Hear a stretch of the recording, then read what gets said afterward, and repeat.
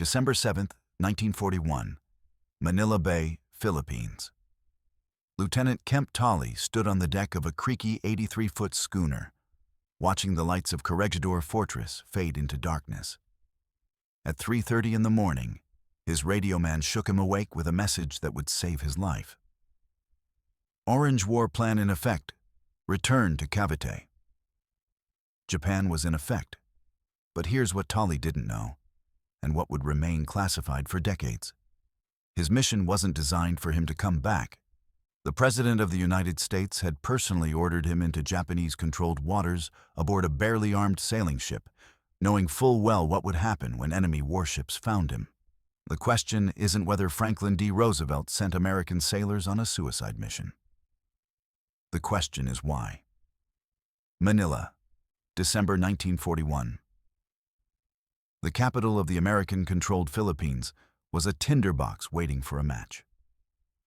Admiral Thomas C. Hart commanded the U.S. Asiatic Fleet from his headquarters in the city, a fleet that existed more for show than substance.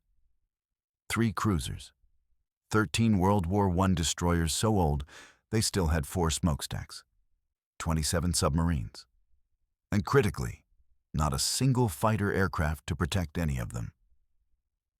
Hart was a pragmatic man who'd spent decades in the Navy. He understood politics, strategy, and the brutal mathematics of naval warfare in the Pacific. Which is why, when he decrypted the radiogram from Admiral Harold Stark, Chief of Naval Operations in Washington, something felt wrong. Very wrong. The message came directly from President Roosevelt himself. The date, December 1st, 1941, exactly 6 days before Pearl Harbor. President directs that the following be done as soon as possible, and within 2 days if possible after receipt this dispatch. Charter 3 small vessels to form a, quote, defensive information patrol, unquote. Hart read the words again, his jaw tightening. The message continued with excruciating, inappropriate detail for a fleet commander. Minimum requirements to establish identity as United States men of war. Command by a naval officer, mount a small gun and 1 machine gun. Filipino crews may be employed. The vessels were to observe and report Japanese movements in the West China Sea and Gulf of Siam. 1 vessel between Hainan and Hue. 1 off the Indochina coast between Cam Ranh Bay and Cape St. Jacques. 1 off Point de Camo, right in the teeth of the gathering Japanese invasion force. And here's where it got strange. Use of Isabel authorized by President as one of 3 vessels, but not other naval vessels. Hart stared at that line. Why would Roosevelt specifically forbid the use of proper naval vessels? Hart had 27 submarines fully capable of surface reconnaissance, clandestine reconnaissance at that. Why use barely armed civilian ships instead? He already knew the answer. He just didn't want to admit it yet.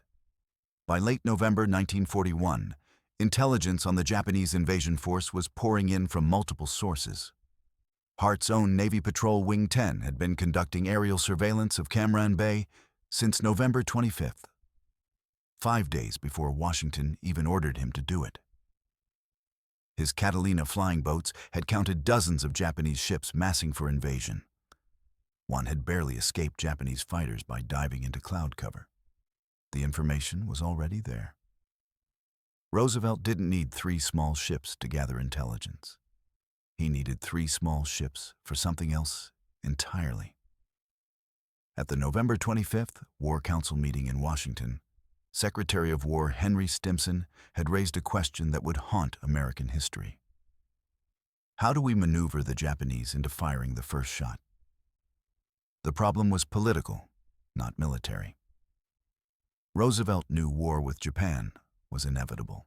He'd promised Winston Churchill at the Argentia Conference that Britain could count on American armed support if Japan attacked British or Dutch colonies in the Far East. But America couldn't declare war without Congress.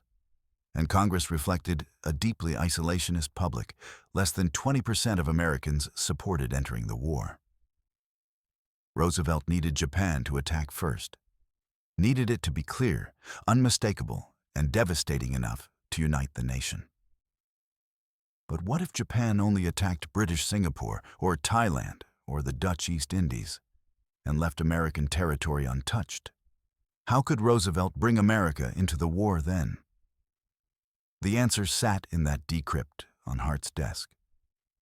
Send American warships, clearly identified as American warships, into Japanese-controlled waters. Wait for the inevitable attack. Create an incident that would give Congress no choice but to declare war. It had worked before. Sort of. In December 1937, Japanese aircraft had accidentally sunk the USS Payne, a gunboat on China's Yangtze River. The attack killed 3 Americans and wounded 48. For a moment, it looked like the spark that would ignite war between the United States and Japan. But public opinion wasn't ready. Japan apologized. America accepted. The crisis passed. Now, 4 years later, someone in Roosevelt's War Council remembered the Payne incident. And they wondered, could we do that again? On purpose this time? Hart read the message one more time, noting the requirement for Filipino crews. That detail bothered him almost more than the rest. Relations with the Commonwealth of the Philippines were touchy. President Manuel Quezon had been hinting at requesting early independence and offering neutrality to appease Japan. Could the requirement for Filipino crews be to guarantee the loss of Filipino sailors in an incident? To rally Filipino popular opinion behind the United States? Whatever its real intention, the order was unequivocal. It bore the highest priority. It came from the President himself. Admiral Hart had no choice but to carry it out. Lieutenant John Walker Payne, Jr. was the first man Hart called. Payne commanded the USS Isabel, Roosevelt's specifically named vessel, Hart's relief flagship, a trim 900-ton converted yacht from World War I. With her white hull, buff deckhouse, twin stacks, and inconspicuous armament of 2 3-inch deck guns, Isabel might pass at a distance for a small Chinese merchantman. Payne was a good officer, competent and steady. He'd need to be. His ship was in poor condition. Age and long tropical service had reduced her top speed from 26 knots to barely 15. The previous lieutenant commander selected to captain Isabel had inspected the vessel, retired to his cabin, and shot himself. Hart liked Payne, which made what he had to do next even harder. The admiral personally briefed him, requiring Payne to memorize his verbal orders and recite them back. No one else could know the actual mission except the admiral and Payne until Isabel was at sea. Then the executive officer could be informed. The orders: proceed to Cam Bay. Approach the coast only under cover of darkness with dimmed running lights to appear as a fishing craft. Report in code all movements of Japanese ships within hours of sighting. For cover, a fake operational dispatch went out ordering Isabel to search for a lost Navy PBY plane. Payne understood what wasn't being said. Hart ordered him to fight the ship as necessary and to destroy it rather than let it fall into enemy hands. Accordingly, Payne ordered all removable topside weights cleared, motorboats, gangways, and took on additional pulling whaleboats and life rafts. All confidential material except one cipher was turned in. Once at sea, Payne briefed his executive officer, Ensign Marion Hugo Boas, a 1938 Naval Academy graduate recently transferred from the cruiser USS Houston, 23 years old, bright, eager, his whole career ahead of him. Payne told Boas what Hart had told him and added his own assessment. The admiral suspected the president, anxious to get into the war against the Axis, thought Isabel's voyage into Japanese-controlled waters would accomplish that goal. Boas understood. They both did. This wasn't a reconnaissance mission. It was bait. Isabel left Manila on December 3, 1941. That same day, one of Hart's Catalinas counted 50 Japanese ships riding at anchor in Cam Bay, Isabel's destination. Transports, cruisers, destroyers, an invasion force that dwarfed anything Isabel could hope to evade. At 7 a.m. on December 5th, a Japanese naval reconnaissance plane appeared. It circled at 1,000 feet, ranged 2,000 yards, and took photographs. The Americans photographed it back. The Japanese plane shadowed them all day, radioing their position, speed, and heading to the fleet waiting ahead. Payne and Bois said nothing to the crew. They maintained course toward Cam Ranh Bay as ordered, watching the Japanese scout circle overhead like a vulture. At 7 p.m., the coast of central Vietnam appeared 22 miles distant. Payne checked his watch. In 2 hours, they'd be close enough to carry out their mission, close enough for the Japanese warships to intercept them. Then, at 7:10 p.m., a SYNCAF message crackled through. Return to Manila immediately. Hart had recalled them. Later, in his December 4th reply to Admiral Stark, Hart claimed Isabel was too short radius to accomplish much, and since we have few fast ships, her loss would be serious. The truth? Hart had likely sent Isabel out promptly to satisfy Roosevelt's directive, while hoping to substitute chartered civilian vessels before any action occurred. Isabel wasn't meant to survive long enough to complete the mission. But someone else would have to. Lieutenant Kemp Tolley had spent 3 years on the Yangtze Patrol, dodging Japanese forces in China. On December 5th, his gunboat Oahu had just completed a harrowing escape from Shanghai, slipping out in darkness and making a run for the relative safety of Manila. He was looking forward to some rest. Instead, he received a message. Lt. Tolley detached. Proceed immediately to command USS Lanikai. Tolley had never heard of the Lanikai.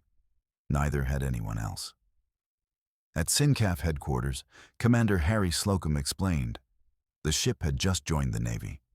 Tolley was to arm her with a cannon and 1 machine gun, provision her for a 2-week cruise, get a crew aboard, and be ready to sail in 24 hours. Tolley protested that Navy Yard procedures would take weeks, perhaps months. The rules do not apply in this case, Slocum said flatly. Cavite has been directed to give you the highest priority on your verbal request, without paperwork of any kind. Of this, you can be absolutely assured. Then Slocum delivered the line that should have told Tolley everything. The President himself has personally ordered it. At Cavite Navy Yard, Tolley finally saw his new command. His heart sank. The Lanikai was an 83-foot, 67-ton, 2-masted auxiliary schooner built in San Francisco in the early 1900s for Hawaiian inter-island service. The Navy had used her in World War I, then sold her off. She'd been featured in a Dorothy Lamour movie in the 1930s. Now she was chartered back for $1 a year, with 4 Filipino crewmen in the bargain. She was, quite possibly, the least combat-capable vessel in the United States Navy. But she had one important qualification. She could be identified as a U.S. man of war. The Navy Yard mobilized resources Tolley had never seen move so fast. A 3-pounder quick-firing boat gun from the Spanish-American War, the biggest that could be safely fired from the schooner's deckhouse. 2 .30-caliber Lewis guns left over from World War I. Thompson submachine guns, hand grenades. On December 5th at 9 a.m., Lanikai became a United States Navy man of war, probably the last one under sail. Chief Gunner's Mate Merle L. Picking hoisted the commission pennant while the Navy Yard Band played the national anthem. Several hundred yard workers watched as Lieutenant Tolley formally accepted the ship. The band played God Bless America. Then the loading of stores and equipment resumed. Everyone worked with frantic urgency, though most didn't know why. American crewmen arrived by 1s and 2s. Chief Boatswain's Mate Charlie Kinsey showed up, took one look at the vessel, and called down in his thick Georgia drawl, "I've got orders to the Lanikai, but this can't be it." Tolley asked him, "Have you ever been in sail before, Boats?" Kinsey hadn't. Neither had most of the crew. Neither, really, had Tolley. His sailing experience was limited to a catboat on the Severn River at Annapolis. None of that mattered. They had their orders. From the President himself. 12 years after graduating from the Naval Academy, Kemp Tolley finally had his first command. A creaky schooner armed with Spanish-American war vintage guns, crewed by men who'd never sailed before, bound for waters controlled by the Imperial Japanese Navy. He suspected it would be a one-way voyage. By December 6th, despite heroic efforts, Lanikai was still in port. The biggest problem was the radio. The yard had installed a good receiver but had no transmitters available.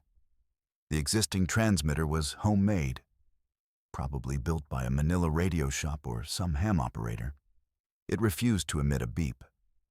The chief radio man discovered one of the windings on the plate transformer was open. No high voltage meant no transmission. No transmission meant Tolley couldn't report Japanese ship movements as ordered.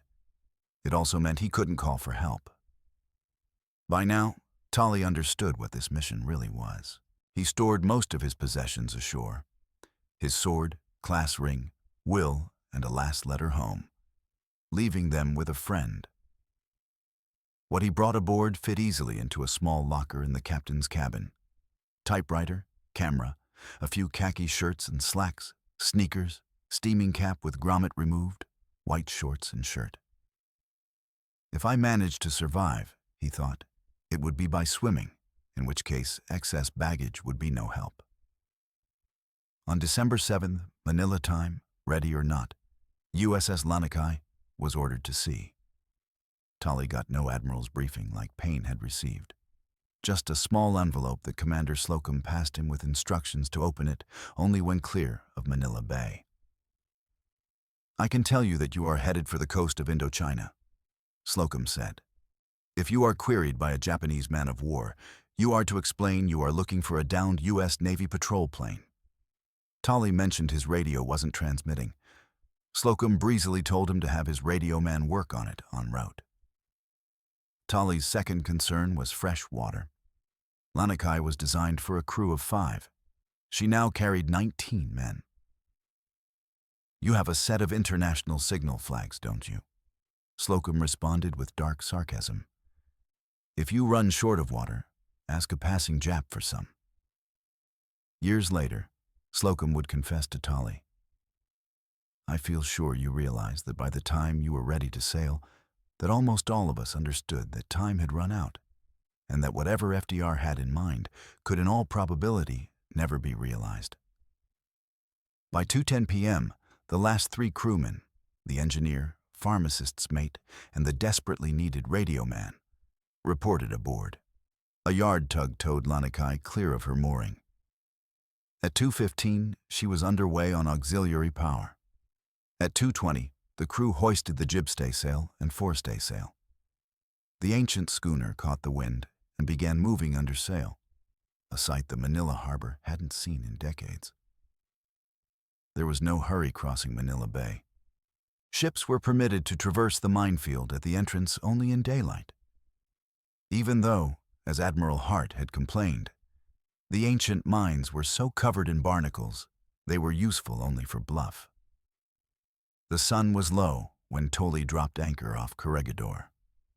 The cook served out the crew's first supper at sea.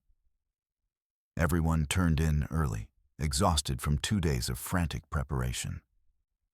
They'd be underway before dawn, sailing toward the Japanese-controlled coast of Indochina.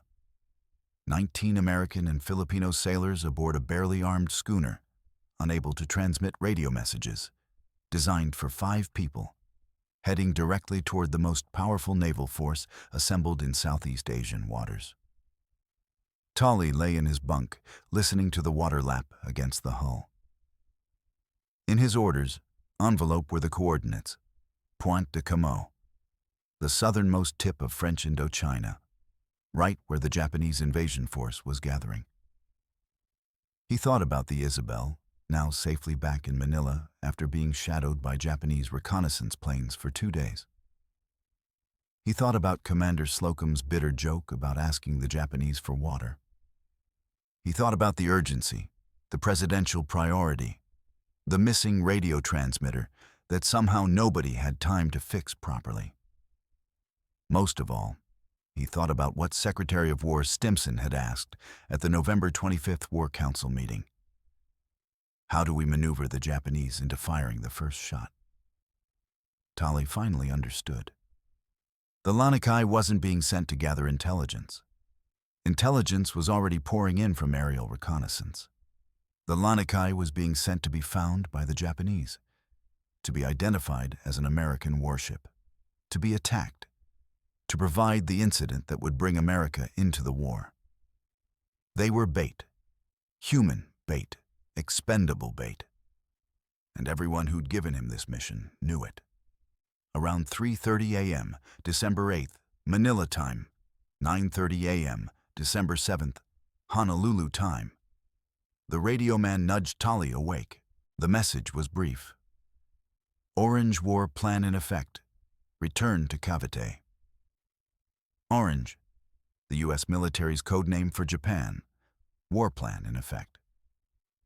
Tolley stood in the cool night air, watching Corregidor. The lights on the fortress island had gone out. He guessed they wouldn't be coming on again for a long time. He'd been asleep when the Japanese struck Pearl Harbor 3 hours earlier. While he'd been anchored safely off Corregidor, Japanese carrier aircraft had devastated the U.S. Pacific Fleet. Battleships burning, thousands dead. America was at war. The suicide mission Roosevelt had planned for the Lanikai was no longer necessary. Japan had already fired the first shot, just not at the Lanikai or the Isabel or any of Roosevelt's deliberately exposed vessels. They'd fired it at Pearl Harbor, at Clark Field in the Philippines, at American and British installations across the Pacific. The gambit had failed. Or had it? Roosevelt got his war. America was united in outrage and determination. The isolationists fell silent overnight. Congress would declare war with only one dissenting vote.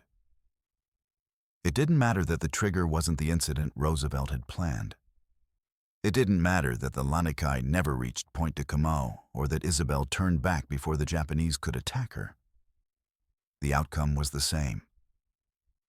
At 5:35 a.m., 3 hours after the first bombs fell on Oahu, the Isabel gained entrance to Manila Bay.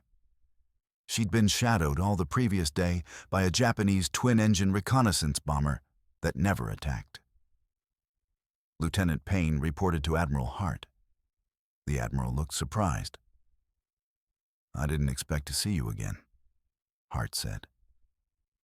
The Japanese had identified Isabel and deliberately refrained from attacking her, not out of mercy, but timing.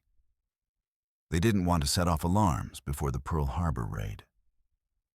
The day before, however, Japanese fighters had chased or fired on 3 British and Australian patrol planes off Point de Camo, Lanikai's assigned station.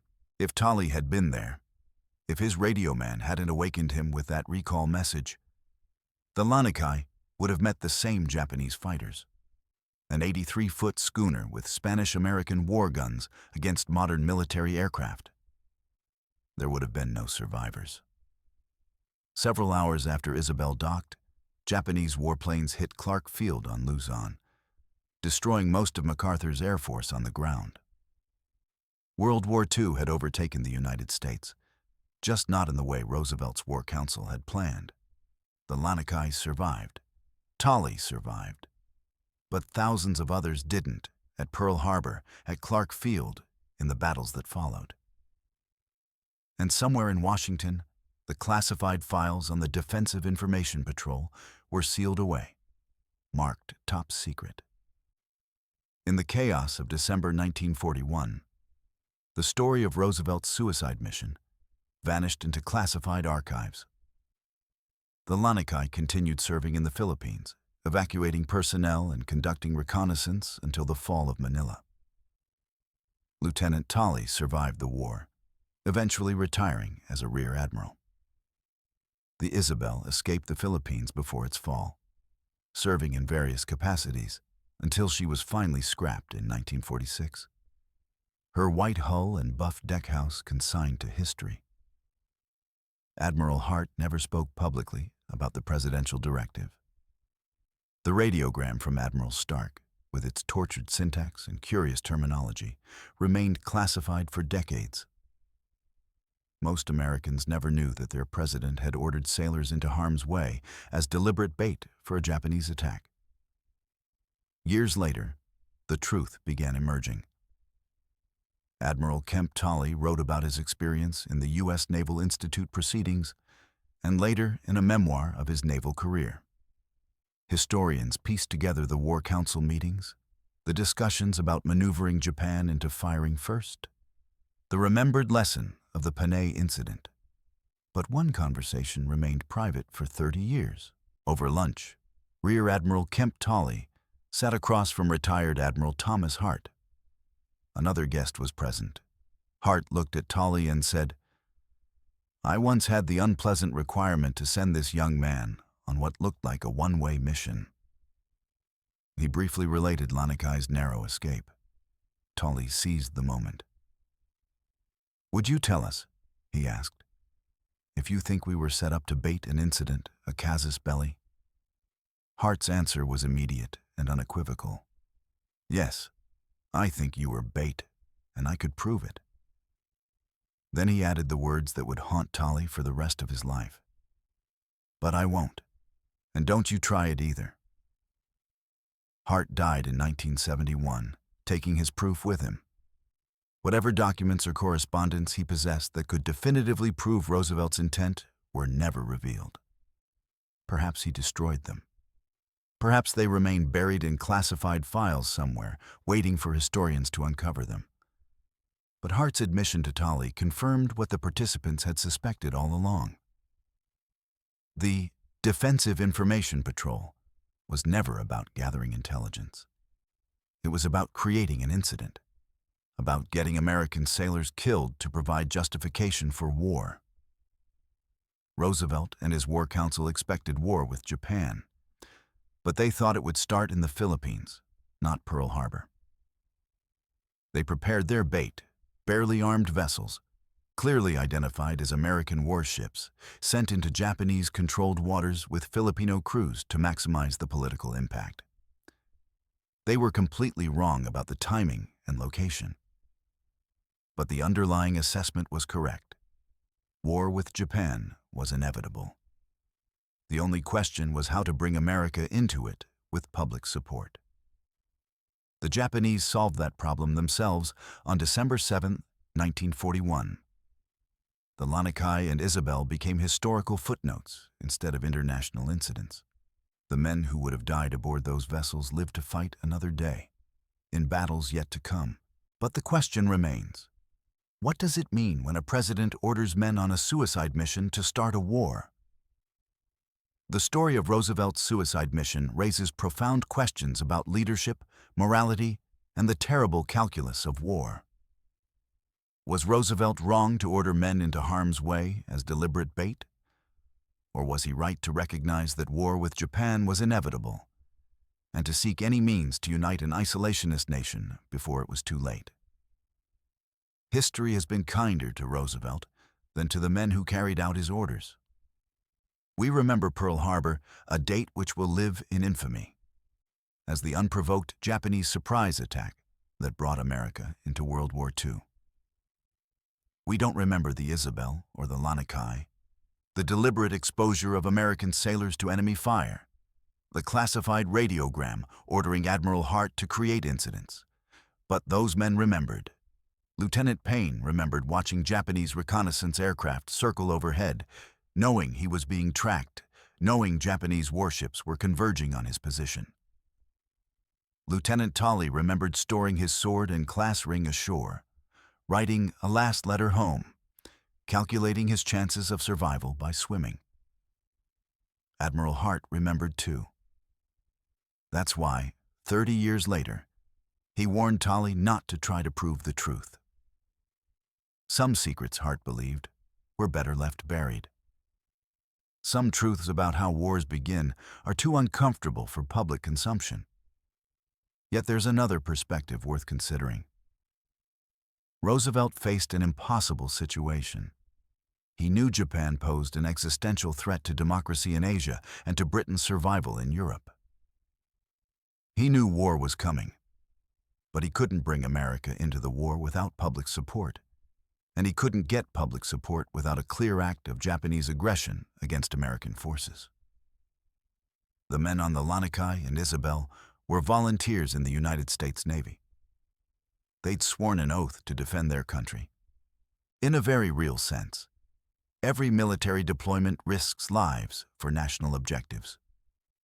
The question isn't whether leaders should risk military personnel. That's inherent in their role.